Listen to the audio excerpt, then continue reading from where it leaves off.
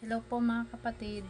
Share ko lang po sa inyo mga kapatid kung bakit po ba ako nag-aral sa turo ni Maestro Virgo.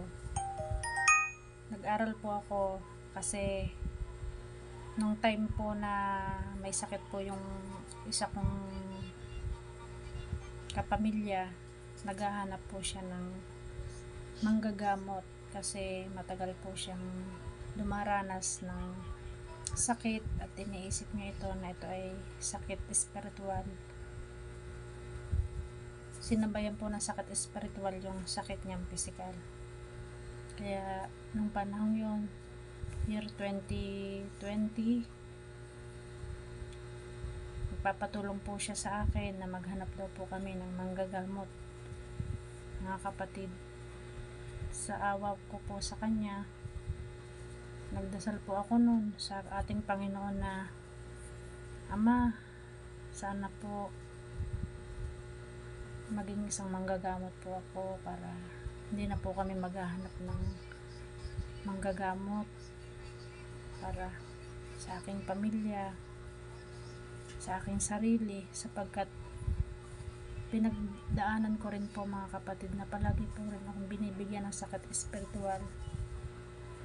Ganon din po ang aking mga anak, kaya palagi po ako nang naghahanap ng manggagamot. Ayun po mga kapatid,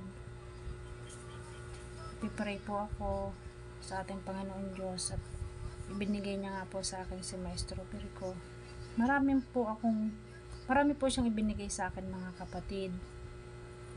Unang-una po may isa pa po akong nakilala, pero isang buwan lang po ito mga kapatid, sapagkat pinakita po sa akin ng Panginoon Diyos na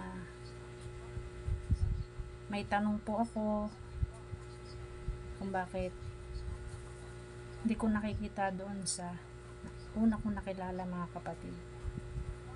Pero nung nag-search po ako sa YouTube, sinearch ko po yung tanong ko, ang lumabas po ay si Maestro Virgo. Doon po nagsimula yun mga kapatid, sa hangarin ko na makatulong po ako, lalong lalo na po sa aking pamilya. Ngunit nung kabataan ko naman mga kapatid,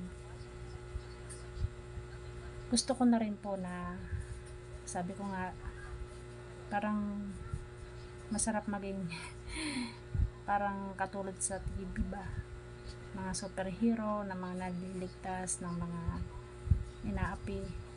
Yun, ganun mga kapatid yung mga thinking ko dati. Bata pa po ako nun, na hindi ko po alam mga kapatid, darating yung panahon na talagang ipagkakaloob po ng ating Panginoon Diyos kung ano po yung hangarin ng ating puso.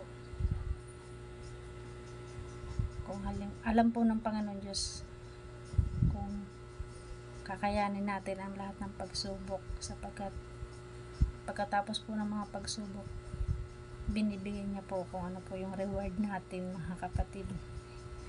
Yun lang po mga kapatid,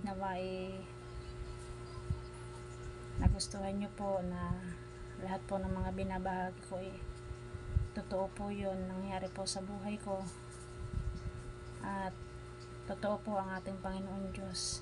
Nandiyan po siya lagi, kailangan lang po nating tumawag sa Kanya mga kapatid.